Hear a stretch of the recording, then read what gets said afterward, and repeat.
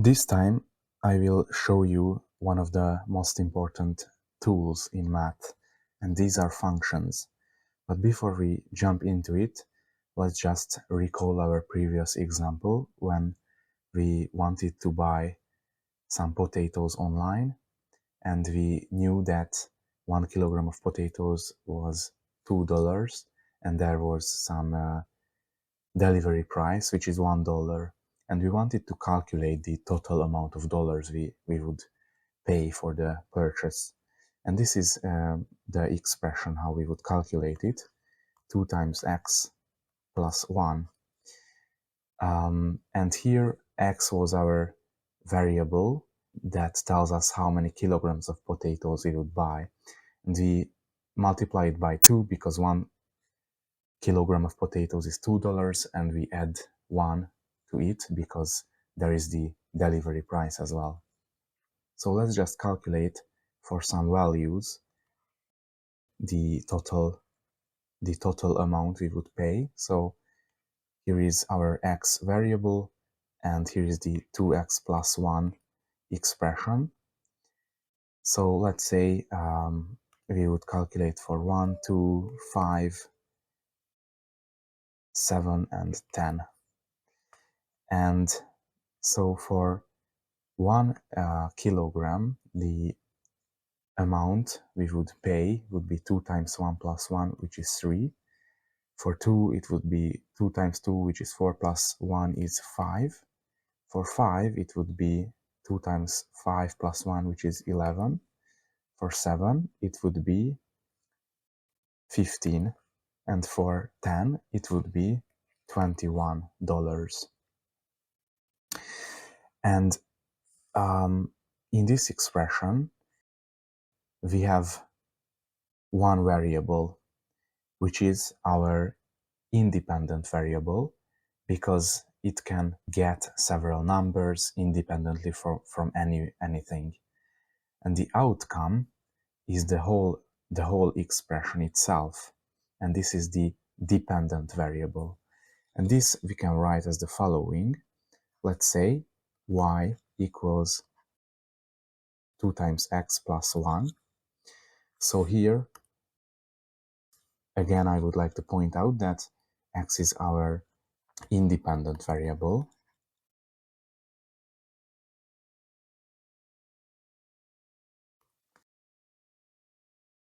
and y is our dependent variable.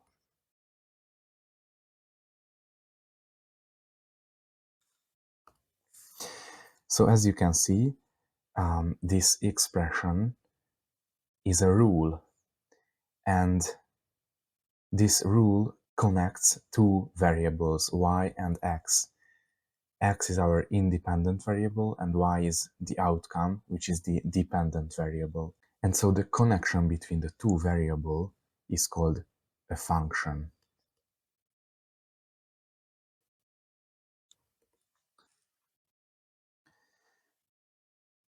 And for functions, there is another more advanced notation, and this is the following: f of x equals y, which is in our case 2x plus 1.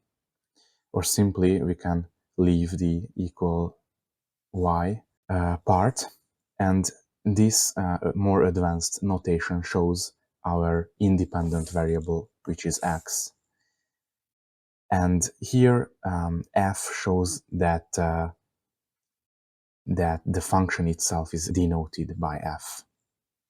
So f is the function itself.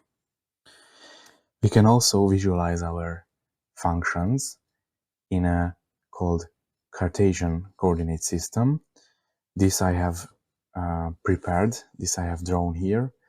This consists of two axes which are perpendicular to each other, and on the horizontal axis we have the independent variable, which is x in our case, and on the vertical line we have the dependent variable, which was y, or it is equal to f of x. So let's visualize 2x plus 1 function. This I will draw with this blue color. So if x is 1, then we have 2 times 1 plus 1, which is 3. So here, if x is 1, then we have here 3. If x is 0, then we have 1. This is not really common in the practice because we don't usually buy 0 kilograms of potatoes, but let's just leave as it is for now. And if we buy 2 kilograms of potatoes, then 2 times 2 plus 1 is 5. So this would be our point. If x is 3, then it would be 7, the outcome, because 2 times 3 plus 1 would be 7. If we draw infinite number of values, of points for our function, then we would get a line like this. So this is our visualization, this is our graph of 2x plus 1. But there can be some other functions as well. For example, let's say g of x. G is our function, and this would be, for example, x minus 1. Let's visualize this as well. If x is, let's say, 0, then we would have minus 1. So this is the point we have, because here x is 0, and the independent variable if x is 0 is negative 1, which is here. Let's see further values. So if x is 1, then we would have 1 minus 1, which is 0. So this would be here. If x is 2, then we would have 1, which is here. And if let's see one more example. If x is, let's say, negative 1, then we would have negative 1 minus 1, which is negative 2. So that would be here, negative 1, so negative 2 here. Okay, and you might guess that this would be also a line here through the points we have drawn. So something like this. So this would be x minus 1, and the blue one was 2x plus 1. And I would like to show you some more definitions regarding functions, and these are the domain set and the value set. The domain set is the set that the independent variable can have. So in the blue case, it was only the positive numbers. So 2x plus 1, we have the domain set. It was all the positive values or equal to 0 as well. And we have the value set as well, which are the values that the independent variable can have. And we could see that the minimum value was 1 in that case, in 2x plus 1 case, and every other possible values it can have. So it was bigger or equal to 1. And let's see the other function, which was x minus 1. So here our domain set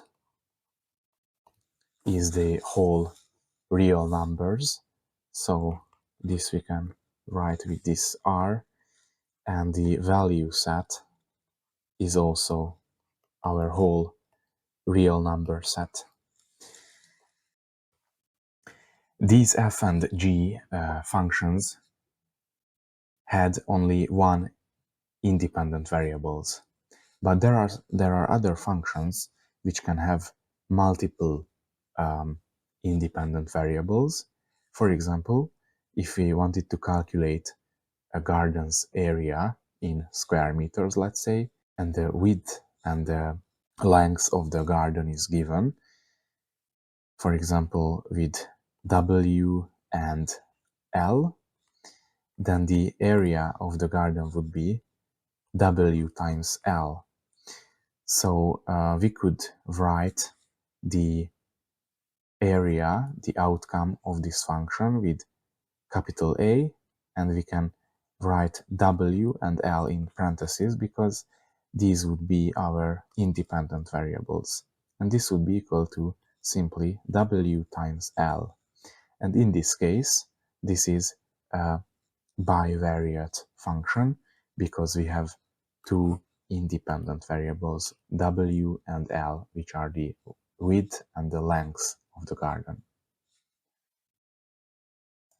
So in this video, we looked at what is a function, and we looked at one special case, which was 2x plus 1. We calculated some outcomes for some input values. We looked at what is a dependent variable or outcome, what is an independent variable, which is the input, let's say, for our functions. We looked at how we can denote our function with a little bit advanced notation. And also, we looked at how we can visualize our functions in a Cartesian coordinate system.